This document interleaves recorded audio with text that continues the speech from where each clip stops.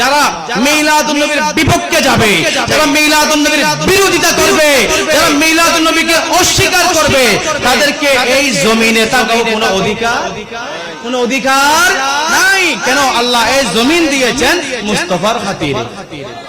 জমিন পেয়েছি মুস্তাফার সদকায়, আসমান পেয়েছি মুস্তাফার সদকায়, চন্দ্র পেয়েছি মুস্তাফার সদকায়, আমরা সূর্য পেয়েছি মুস্তাফার সদকায়, নিঃশ্বাস পেয়েছি মুস্তাফার সদকায়, মা পেয়েছি মুস্তাফার সদকায়, দিন পেয়েছি মুস্তাফার সদকায়।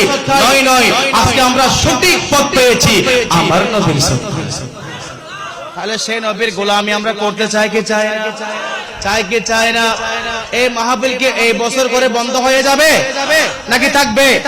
অবশ্যই থাকবে। আল্লাহ আমাদেরকে কবুল করুক। যতদিন আমিরহাটের জমিনে সিএনজি থাকবে ততদিন মাহফিল